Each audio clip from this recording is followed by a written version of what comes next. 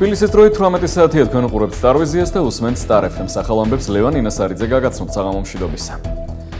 საქართველოს პრემიერ-მინისტრი ირაკლი ღარიბაშვილი გარემოსა და ბუნებრივი რესურსების დაცვის ახალ მინისტრს უახლოეს დღეებში დაასახელებს. ამის თაობაზე ჟურნალისტებს პრემიერმა თავად განუცხადა, რაც შეეხება გავრცელებულ ინფორმაციას, რომ ელგუჯა ხოკრიშვილი შესაძლოა ბიძინა გიორგობიანმა შეცვალოს პრემიერი ამ ინფორმაციას არ ადასტურებს და განმარტავს, რომ გარემოს დაცვის მინისტრის პოსტზე ბიძინა გიორგობიანის კანდიდატურა არ განიხილება. გუჯა არის ძალიან კომპეტენტური, ძალიან პროფესიონალი და უწესრიესი ადამიანი. მე მართლაც გული დამწლა, რომ მან ფიზიკურად ვეღარ შეძლო გაგრძელება მუშაობა, ვეღარ შეძლო, ესე იგი, საქართველოში, ვინაიდან სწორედ მას ჰქონდა საპატიო მიზეზი და ჩემს ოჯახი არის ამიძურფაც, ამიტომ მე მას ვეღარ გავუწევდი წინამდებობას. ხელოვნურად ვეცდებით, რომ რაღაც არასტაბილურობის განცდა გააჩნია მოსახლეობაში. თუ საჭირო იქნება მთავრობის გადამტკიცება, ასე ვთქვათ, და ხელახალი ასე ვთქვათ, ნდობის მოპოვება, არც ეს არის პრობლემა. იმიტომ რომ ჩვენ ვართ აბსოლუტურად გამჭვირვალე და ჩვენთ ერთი გუნდი და აქ არაფერი ასე ვთქვათ, განსაკუთრებული არ არის. ეს არის კონსტიტუციის მიხედვით. შეგახსენებთ, რომ ესე იგი ივლისის თვეში ჩვენ როცა 7 მინისტრი გამოცვალე, მაშინ ხელახლა მოვიპოვენ ნდობას პარლამენტში. ეს არის კონსტიტუციის მიხედვით, ეს არის აბსოლუტურად გამჭვირვალე დემოკრატიული პროცესი, ასე რომ და მუშა პროცესი, რაც თავარია, მთავრობა საჭიროებს მუდმივად განახლებას. საჭირო არის განახლება, საჭირო არის წინსვლა და მუდმივი, ასე ვთქვათ, მოძრაობა. მე კიდევ ერთხელ შეგახსენებთ, რომ საქართველოს გარემოსა და ბუნებრივი რესურსების დაცვის მინისტრი ელგუჯა ხოკრიშვილი თანამდებობიდან გადადგა. ხოკრიშვილი მე-6 მინისტრია, რომელმაც პოსტი დატოვა. მან პოსტის დატოვების მიზეზად ოჯახი დაასახელა. მოსალოდნელია თუ არა მორიგი საკადრო ცვლილება მთავრობაში, ანალიტიკოსები და დეპუტატები არ გამორიცხავენ, რომ შესაძლოა კიდევ ერთი მინისტრი შეიცვალოს. კონსტიტუციის თანახმად 7 მინისტრის შეცვლის შემთხვევაში პარლამენტმა მთავრობას ნდობა ხელახლა უნდა გამოუცხადოს და არ არის გამორიცხული პრემიერ-მინისტრის ცვლილების საკითხიც დადგეს. დეპუტატი შალვა შავგულიძე არ გამორიცხავს, რომ მთავრობაში კიდევ ერთი მინისტრი უახლოეს ხანებში შეიცვალოს. პოლიტოლოგი ხათუნა ლაგაზიძე კი მიიჩნევს, რომ ბოლო დროს მთავრობაში გახორციელებული საკადრო ცვლილებები პრემიერ ღარიბაშვილის დელეგიტიმიზაციისა და მისი უფუნქციო დატოვების მცდელობაა.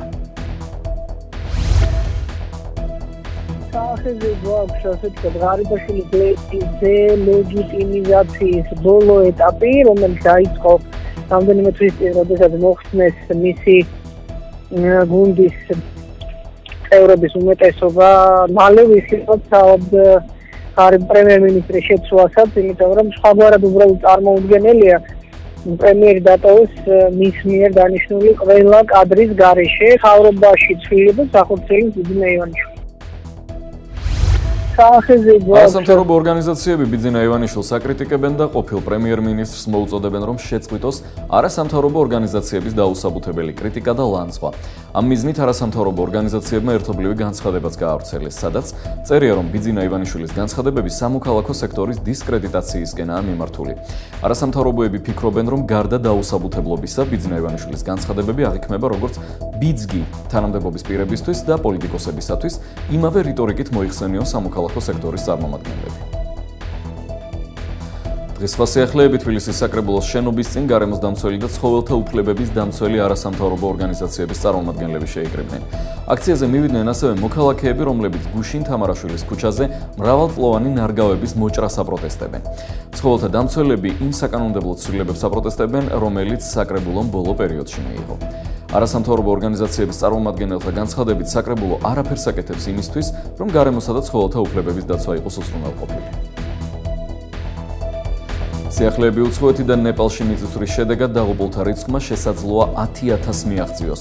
როიტერის ცნობით ეს შემაშფოთებელი განცხადება ნეპალის პრემიერ-მინისტრმა სუშილ კოიორალამ გააკეთა. ამ დროისთვის დაღუპულთა რიცხვი კი 4,400-ს აღემატება, თუმცა ნანგრევებში კვლავ ასობით ადამიანი რჩება.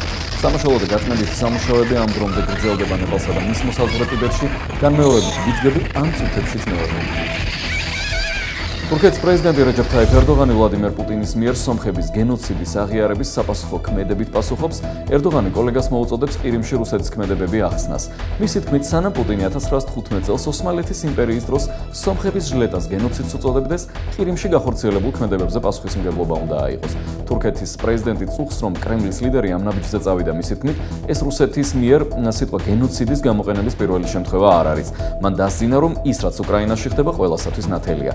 შეგახსენებთ, მოგახსენებთ, რომ ვლადიმერ პუტინმა ოსმალეთის იმპერიის დროს სომხების ჟლეტას გენოციდი უწოდა. ლეონარდო და ვინჩის ფრესკის ფრაგმენტი, რომელიც 500 წლის განმავლობაში იძებნებოდა, დამთვალიერებლებისთვის ხელმისაწვდომია. ამის თაობაზე ინფორმაციას ევრონიუსი ავრცელებს.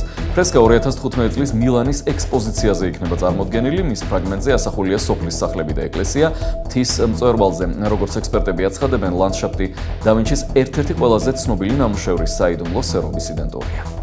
ფრესკა დაახლოებით 2 წლის წინ მილანის სფორცას სასახლეში რესტავრაციისას აღმოაჩინეს.